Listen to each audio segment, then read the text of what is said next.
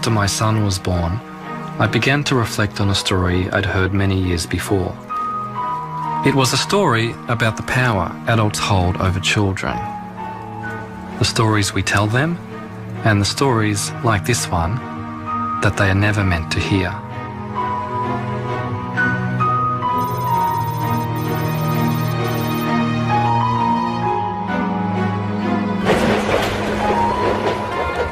The 6th of April 1966 started just like any other day in the city of Melbourne. Then something very strange appeared in the sky above the suburb of Westall. It hasn't been explained to this day. This boy come running in and say, Mr. Greenwood, there's these things in the sky, these things in the sky. We looked up and we just saw this saucer type thing taking off. It wasn't a plane, it wasn't a balloon, it was nothing like that. A lot of the kids took off towards where it seemed to go. All the students were just running all over the place, hysterical. Westall High School as a teaching situation ceased. My girlfriend and I sat on the fence, climbed the fence, the school boundary, and we were crying, thinking it was the end of the world.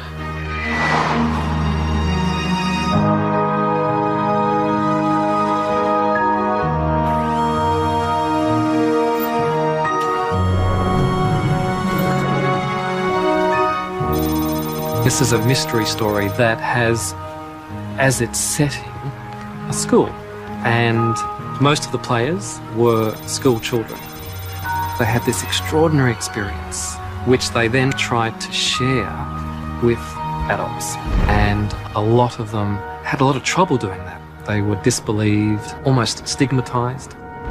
I think, like a lot of other people, I just shut up about it because of the ridicule, and it was everybody. You know, you were a kid, you were making it up. So you just be quiet, and in your mind you just think, I know what I saw, and no one's ever going to shake me from that. I know what I saw. I really felt for them as people who had this incredible experience, and yet they haven't been able to make sense of it.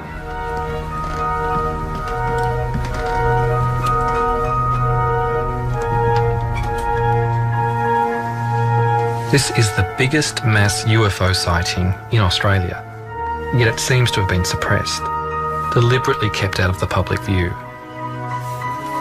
Like the witnesses, I want to find out why.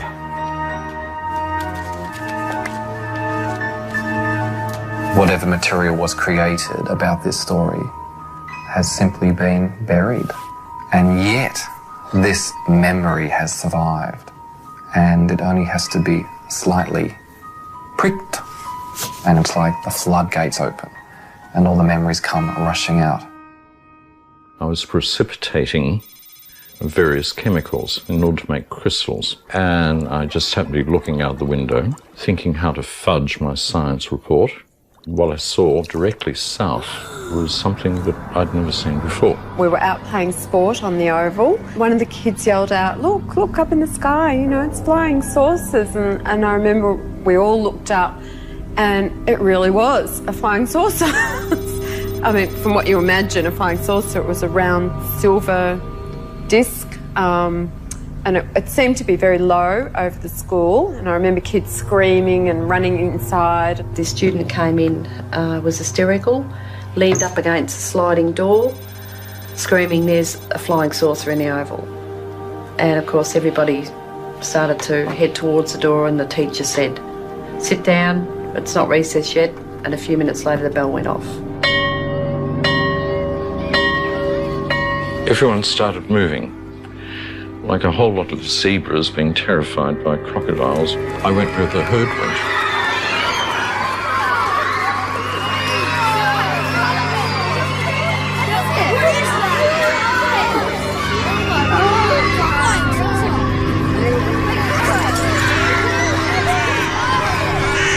Barbara Robbins was the chemistry teacher at the time. She just grabbed a camera and started clicking.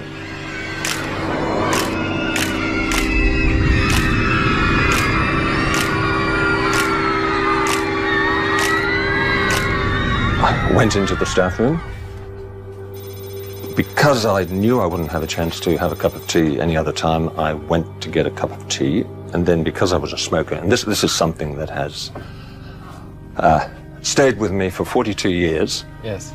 I lit up a cigarette, and so I don't know how much I delayed before I went outside. Everyone just took off out into the oval. In time to see it lifting off from the oval, it was probably, I don't know, 50 feet or more in the air at that stage. I see Andrew Greenwood, the science teacher, coming towards me, and he said, "Did you see it? Did you see it?" And he pointed up in the air, and I said, "No, see what?"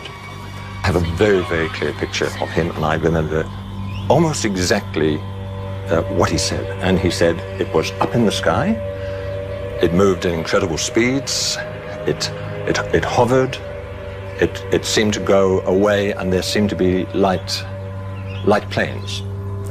He thought Cessnas he thought they were actually checking it out from the Melbourne airport, and they were circling around it. Sort of stopped dead, and stopped dead in the air, and then it just sort of started descending straight down. And I'd say it got down about halfway up that gum tree or above the goalpost and sat there for a while, and then it just sort of lifted straight up and then just took straight off. This thing went down behind the trees, then it came up. It was like it had become aware of these planes coming in, and it just went woof and just left them like they were standing still. And then it went across to an area called the Grange, which was a bit of a pine plantation behind the school.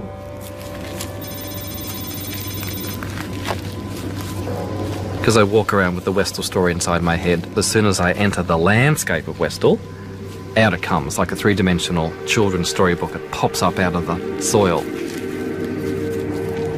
It's like I've entered my favourite children's story.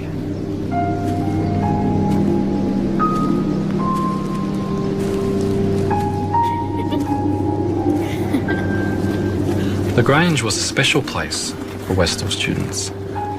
It's where they went on cross-country runs, but it's also where childhood games and hunting for lizards gave way to illicit smoking and steamy liaisons.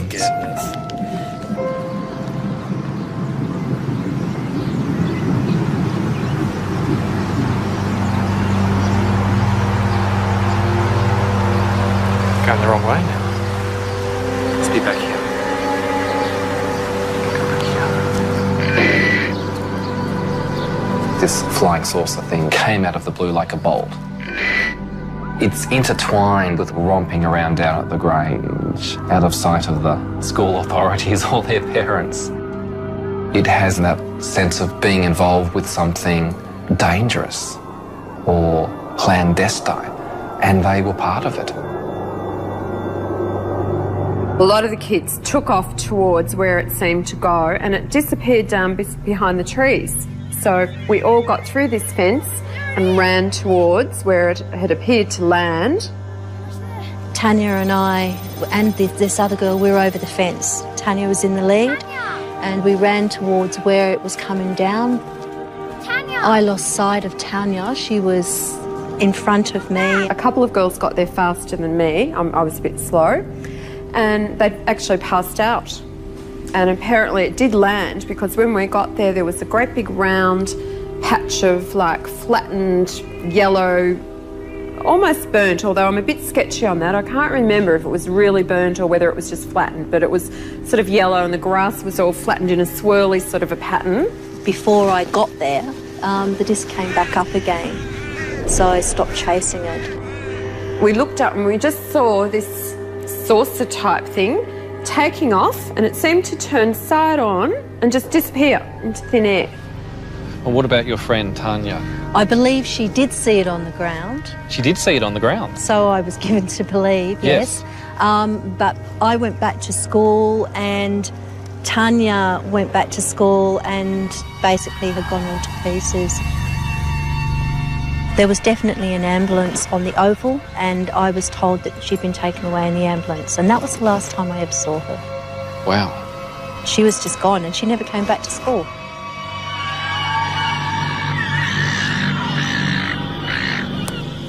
Tanya wasn't the only person who saw the craft on the ground. Before they headed over to the Grange, Victor Zakruzny says 2 objects landed in a grassy paddock where a street is now. All the kids were hanging on the fence there. There's quite a few kids there.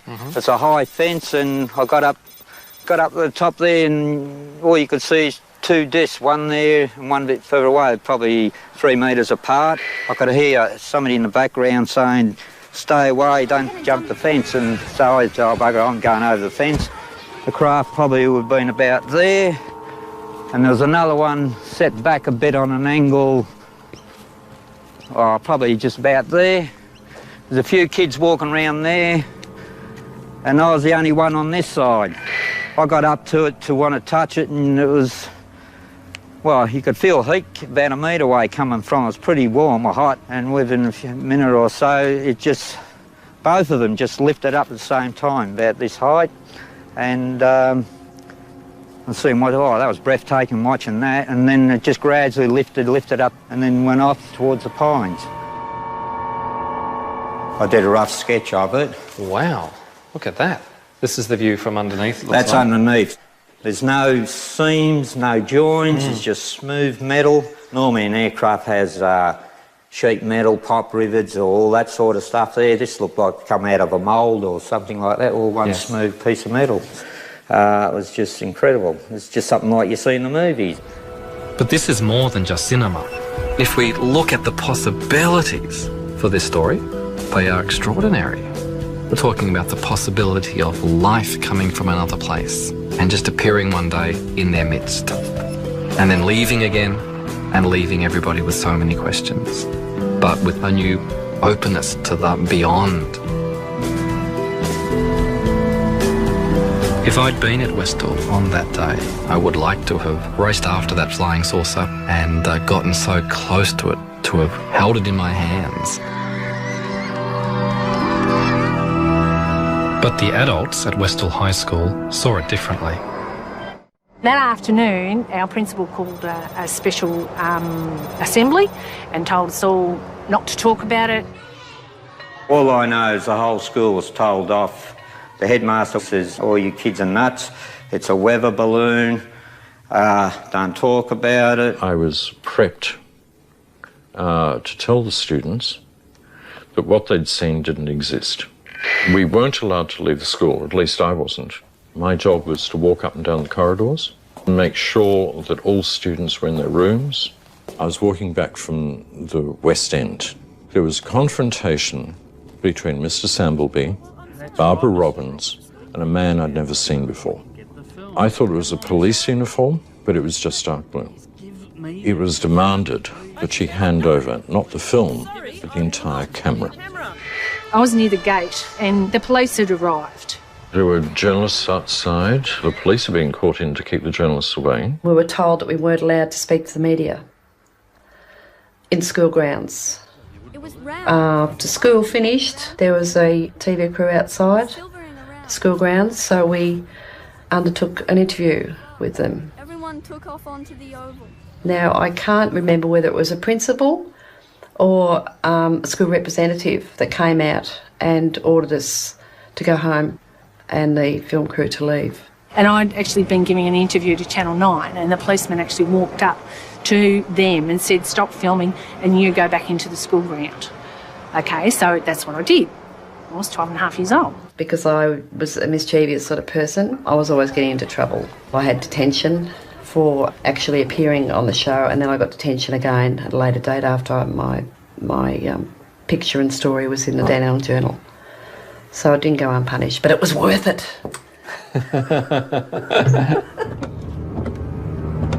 I now had two new leads to follow, Channel 9 and the Dandenong Journal. I rang Channel 9 first. They searched for a flying saucer story, and there it was.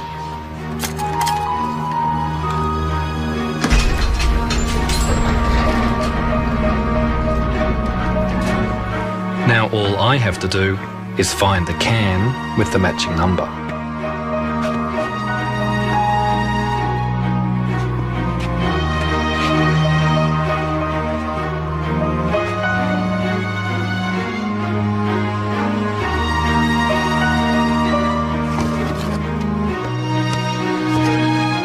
But oddly, there was nothing there. I was absolutely devastated, and nobody had any idea where it had gone.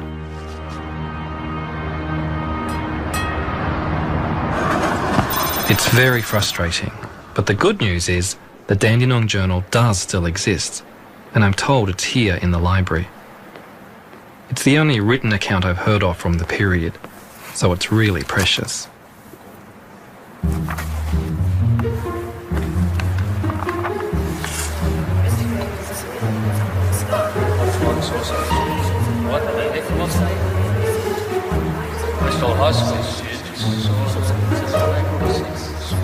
Something obviously happened.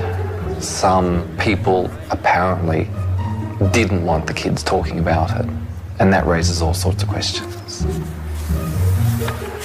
Why couldn't it have been discussed? Why couldn't it have been talked about openly? And why couldn't anybody find any more information about what it was? The headmaster, Frank Sambleby, is a key part of the story. He's passed away, but I hope his children, Max and Gail, can shed some light on his behaviour. Hello, Shane here. Anybody home? Hello. How are you? I'm good. How are you? Max? Nice to meet Hi. you. Nice to meet you. Thank you very much. Thank you. He played 50 games for the Hawthorn Football Club. He was a half-back flanker, and in those days half-back flankers ran in straight lines, and that's what he did. He was pretty black and white, and he had a very strong sense of right and wrong, and yeah, if it didn't fit in with what he believed, then yeah, he found it quite difficult. And this thing would have been seen as something that was disrupting the smooth operation of the school. And he would have been a sceptic as well. I mean, he didn't believe in supernatural things. He believed in the real life, didn't he?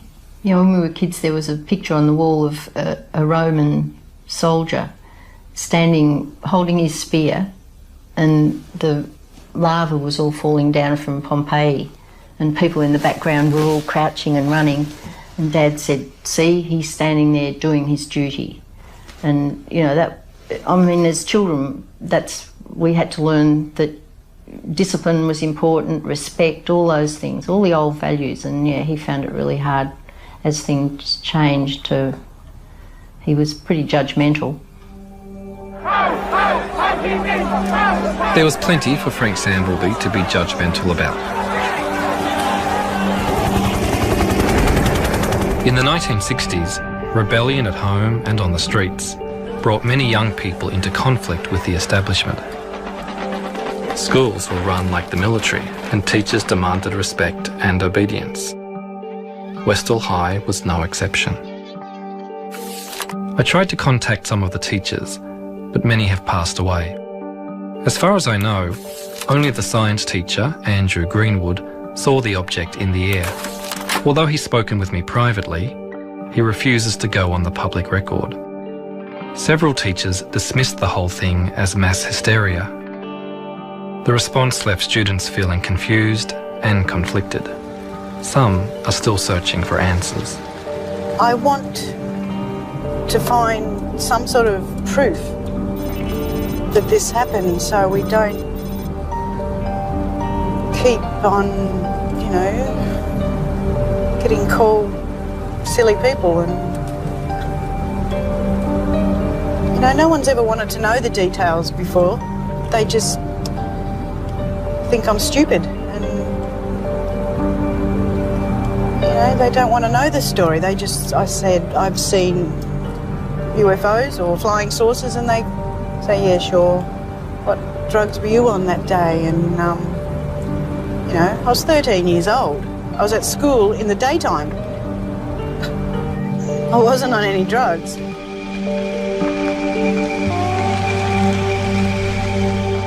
Slowly you start to drift. I'd like you to visualize the area that we've discussed before. You're in the classroom. You're with Mr. Greenwood, who was the teacher there. There's a little fella comes running around and says, there, flying saucers outside, flying saucers outside. Everybody laughed. And Mr. Greenwood said, come on then, let's have a look. See yourself running down the oval.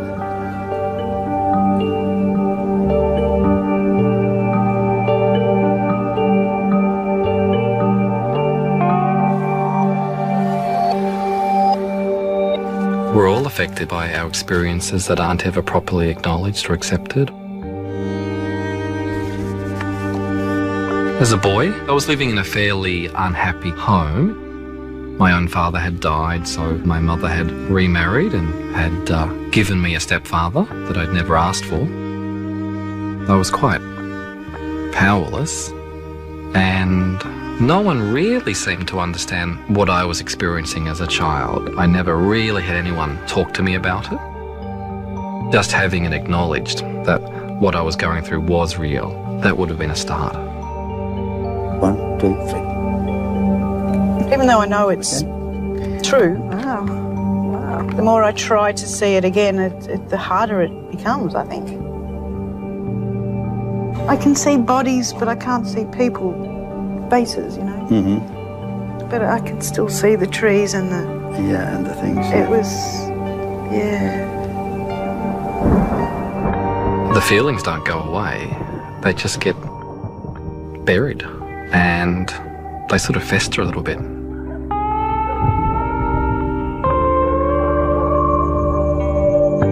I saw the classroom for the first time, and then I saw heads bobbing, walking across the oval towards the end of the school ground, and then there they were. Still not 100% clear, but I know what they are. They're UFOs. If they were UFOs, there should be people around the area who can corroborate what the students saw. A headmaster might be able to shut down a high school, but surely not a whole suburb. Within days of delivering my flyers, I'm contacted by a new witness, Paul Smith, who used to work on a property next door to the Grange. We were loading up for market, and as we were pulling the carrots up, I looked up and I was facing the object in the sky, and I just thought, oh, somebody's got some way of projecting a film of something into the sky. I didn't believe that it was really happening. But my boss turned around and he saw it, and we stood there looking at it for several minutes. A few moments later, the children came over from the high school and they noticed us, they saw us, and they sort of took a while to make up their mind whether they would come onto the property, realising it's private property. Yes. And they decided they'd come in anyway, and they did. They ran straight over the market garden, and they crossed and walked down here to this corner. After a while, trucks turned up with, it looked like army trucks. Right. And there would have been about 20 guys got out. About how long after the object had vanished in the trees? Oh, I think it was only 20 minutes, which is not a long time. How did you know they were from the army? Well, they were khaki-coloured trucks, the covered in patches, you know, sort of that they to hide, you know. Like camouflage? Camouflage truck, yeah. And it was the long ones that carried quite a few people, and a couple of jeeps. So a couple of trucks, and a couple jeeps. of jeeps, yeah, and about 20 men, in uniforms. Yeah.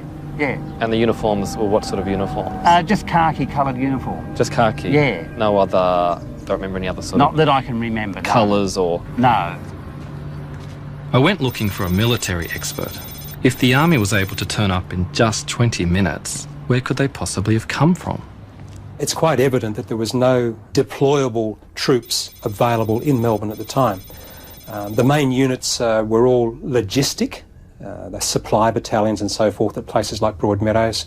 There were lots of citizen military forces, today's equivalent of the Army Reserve, part-time units, but they couldn't have responded so rapidly, and nor could they have responded in such a large number.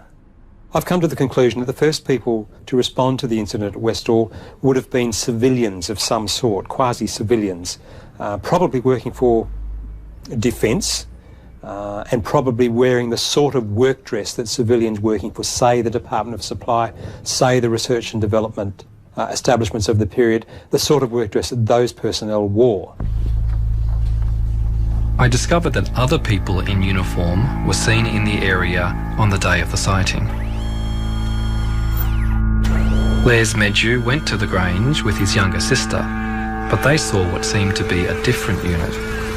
We hid behind this tree, but fortunately this tree, the branches came down to the ground. Here we are, crouched down on our knees, and we can only look every so often as this tractor came around. He was on guard duty. This was a farmer who has decided to help out. We observed 2 army trucks, 2 men in camouflage, and 2 men in blue uniforms. We better cover this area. And it appeared that a soldier was using a metal mine detector. He's walking around, sweeping back and forth. Keep down. They'll see The us. next time I see them, they turned and they started kicking violently at the ground. The 2 officers decide then, time to come back. They come back to the truck and they were gone, and then we could enter the paddock. Les. We had no idea what we'd all walked into. We didn't know what those army men were doing, and all I can say, it was just, what is this? To have the army there and all the rest of it, it was something important. They certainly were not Australian, because Australians were not using camouflage uniforms in those days in the mid-60s. Nor would they have been British. But the description of the uniforms certainly matches those worn by the United States Air Force in the mid-1960s.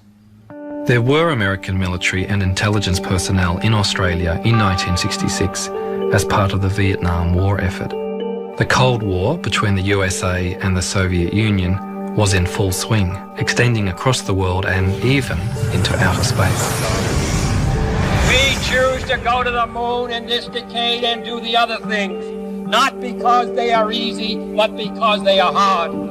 The space race between the superpowers fueled the public imagination at all levels. Flying saucers have invaded our planet. Washington, London, Paris.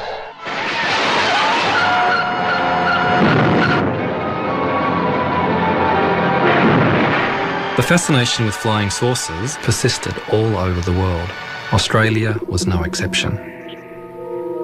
Well, so far, I haven't seen anything even vaguely resembling a flying saucer or even a flying cigar. But thousands of people, in fact millions, do believe they exist. What do you think they are? They are real, anyway. They come from the other planets. Some of them might come from the centre of the Earth. I haven't seen one close up yet. This is what I'm looking forward to one day.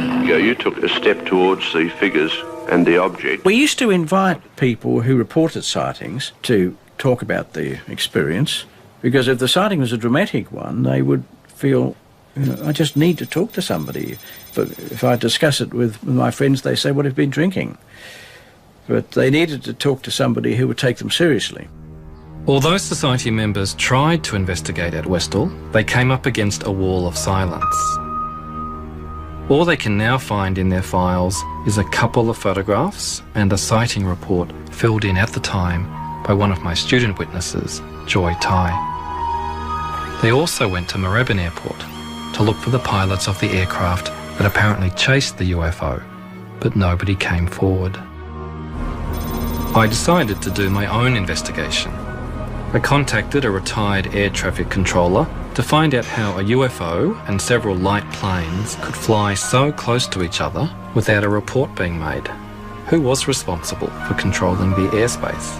Moorabbin Tower was responsible for the area within a 5-mile radius of Moorabbin and up to 3,000 feet.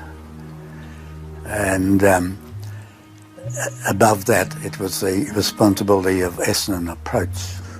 If you're in a tower, you have the aircraft in sight all the time.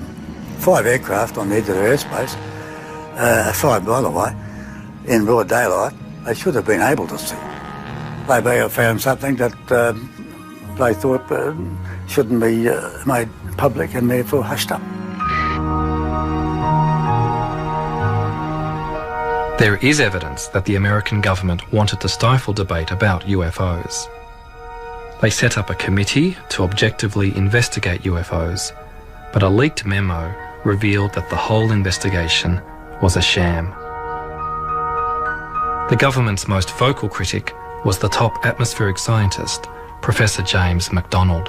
Why has the government taken this attitude, in your opinion? As a result of the extremely heavy wave of sightings in 1952, the CIA and Air Force became so concerned over the sheer number of reports that were tying up American intelligence channels that they wanted to get this signal out of the system, asked the Air Force, the CIA asked the Air Force for a debunking policy. The literal wording was to debunk the flying saucers, to decrease public interest in the UFOs. Regulations were promulgated very shortly that made it a crime punishable with, I think it's $10,000 fine and or 10 years in prison to release any information at airbase level on UFOs. And as a result of that, nothing resembling any scientific investigation has been going on in the past 15 years. In Australia, we followed the American policy of ridiculing UFOs, so I started searching for other sightings that might have happened around the same time as Westall. I discovered that 4 days before Westall, a witness took a photo from his backyard in Melbourne that matched descriptions of the object above Westall. Then, just 2 days before Westall, Ron Sullivan was driving in central Victoria when he noticed a strange light display in front of him.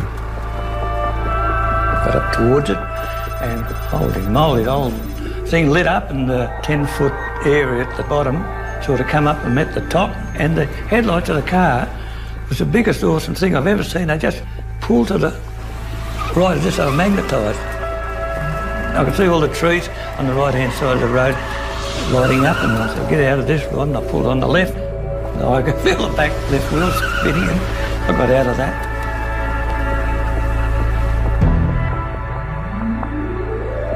Ron only reported the incident after he heard that a young man died when his car collided with the same tree Ron had narrowly missed 2 days earlier. A couple of people from government departments came and visited me. I know one was from the Air Force. They looked at the car, just walked around. I said, well, let's know what you find out. And they said, yeah, we will, Mr. Sullivan. Never heard any more about it.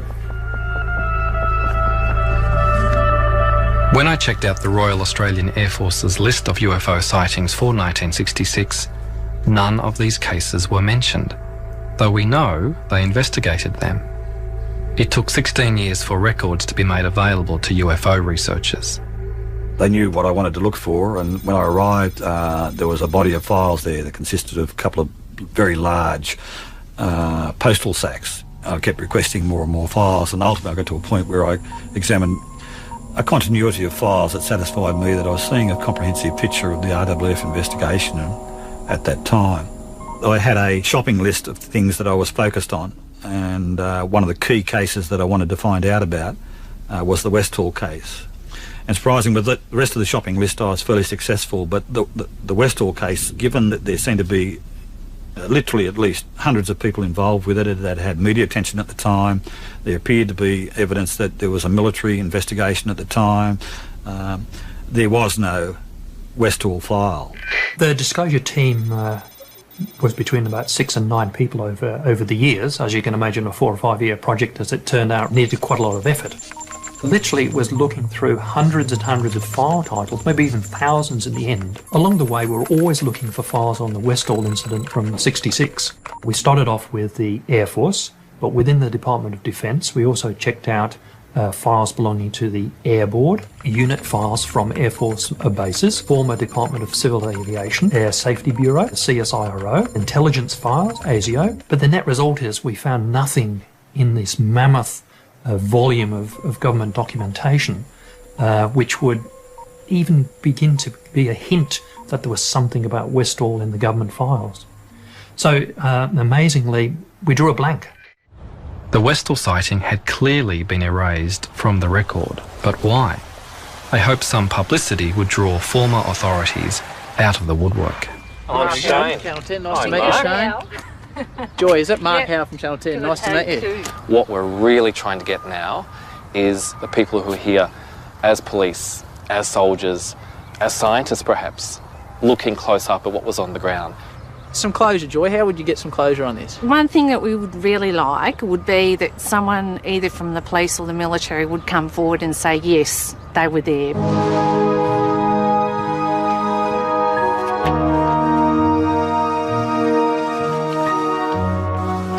Nobody from the authorities contacted me, but another witness did.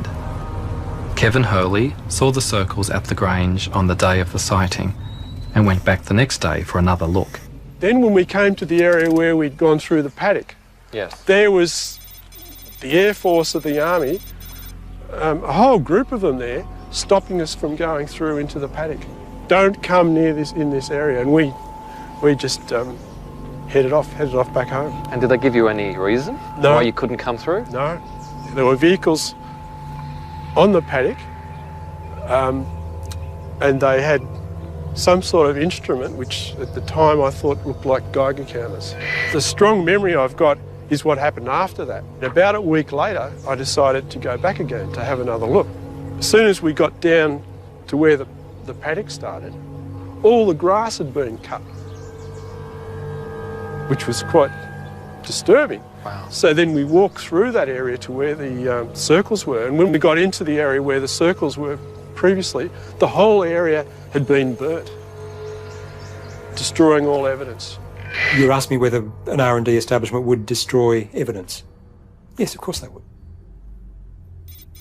Bearing in mind that in the 1960s, Australia had great success financially with some of their pilotless target aircraft. Information related to some of these sorts of projects, if it was to be released to the wrong party, then it would have very adverse effects on Australia from a financial point of view. Any surviving documentation would be in Defence Central somewhere, but also probably overseas with the Allied. There may even not be anything left in Australia, because bearing in mind it would have been very highly classified and could well have been destroyed, as so much of that sort of record is after a period of time.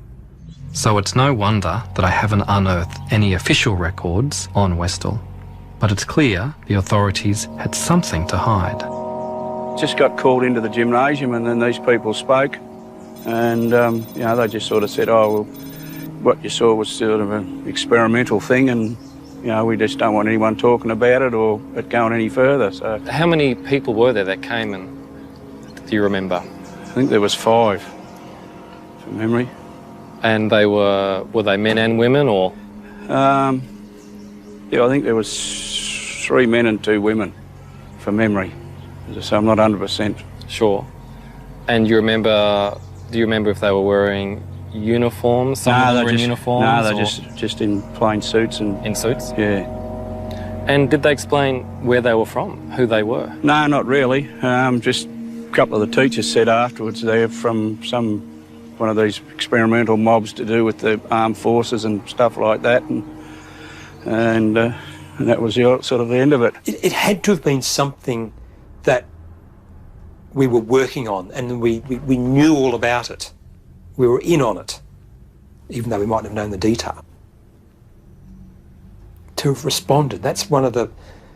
That really, to my way of thinking, that's the key, is the fact that we whoever it was, the authorities, responded so rapidly.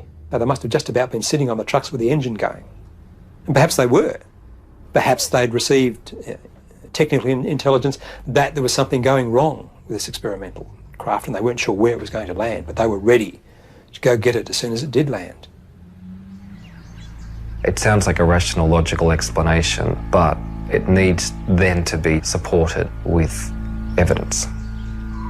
If you think about how the people described the shape of it, the speed, the manoeuvres that it made, there's nothing around today that comes close to that.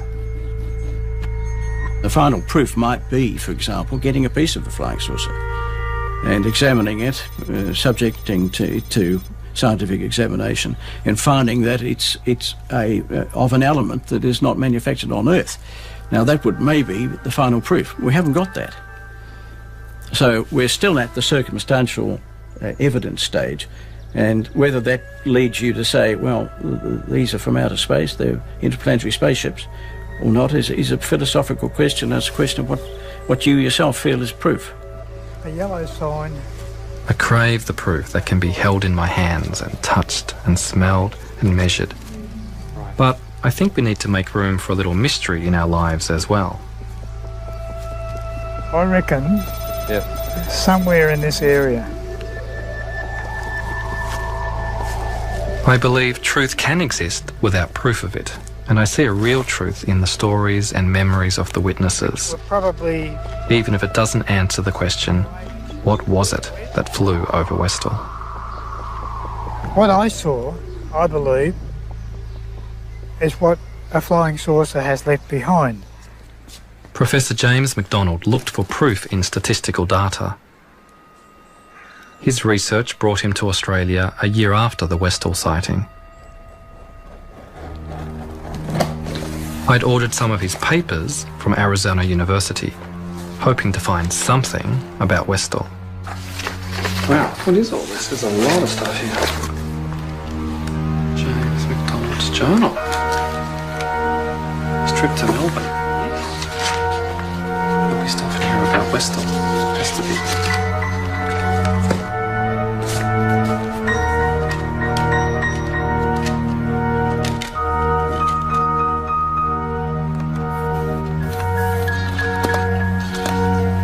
And recording next a discussion with Mr.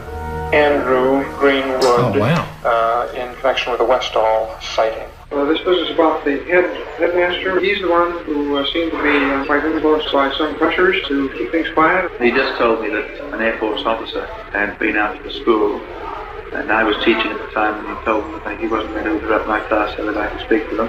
He promptly told them to get lost together. They can't have had much time with him, because I know I was very friendly with the senior master of the school. He said they were only in his office for very few minutes, and Sambleby had sort of come out fuming and muttering, what rot, and all the rest of it. It's nice to have somebody telling the RAAF that it's a lot of nonsense and sending them packing.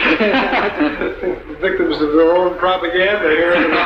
Yes. Now I had further corroborating evidence that the Air Force was involved at Westall.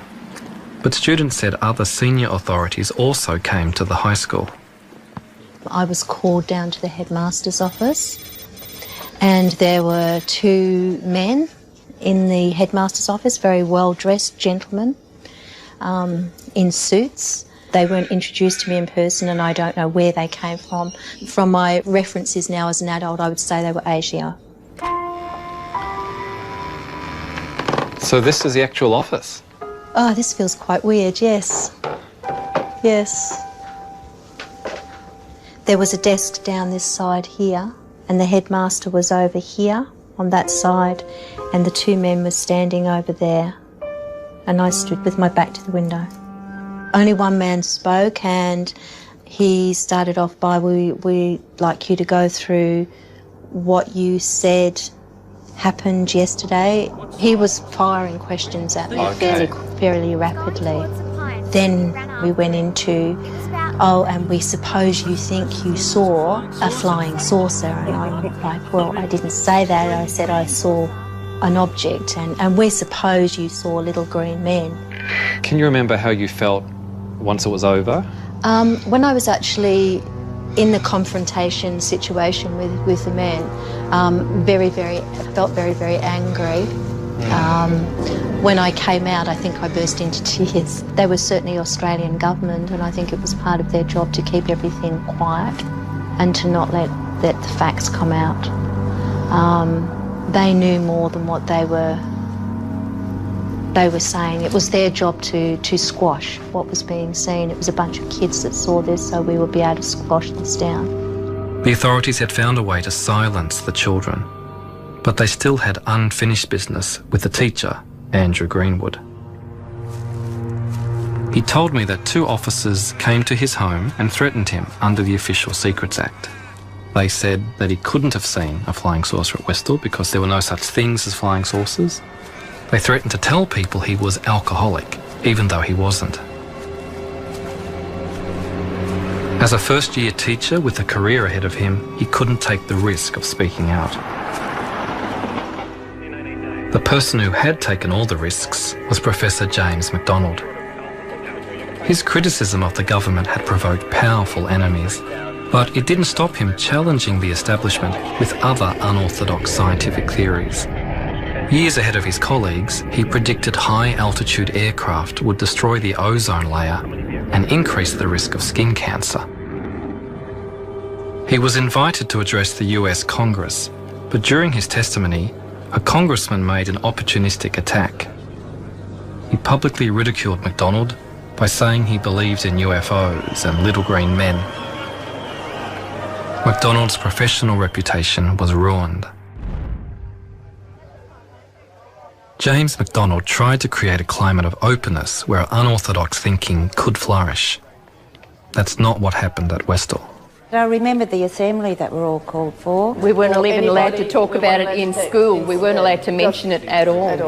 There's like 20 people plus in the room at the moment, and there's a real buzz, and everyone's talking about my story. They're talking about the story. And as they're talking it through, they're putting the pieces together.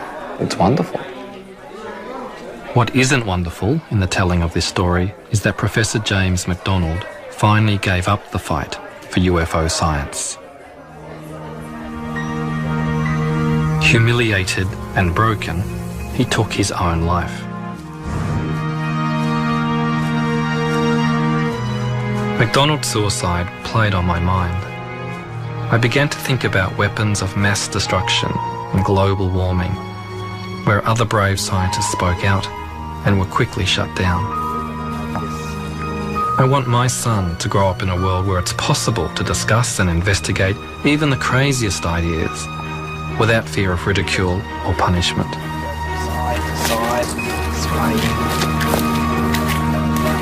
That's fantastic. Was it something from another planet at Westall? It certainly flew, as if it was. I'm left with the feeling that what people saw was what they said they saw. Something out of this world. All I knew was what I saw, and it definitely was not any aircraft of the day by any stretch of the imagination, and it certainly was not a weather balloon. It still would take me to my grave. What the hell was that? It was amazing, and something that I've never forgotten. But you just sort of had it stored in the back of your mind because a lot of people are sceptical. The fact that they can travel so fast and that they've been spotted all over the world, landings and very similar stories of these patches of flattened grass or burnt grass. I personally believe that there is something going on somewhere else.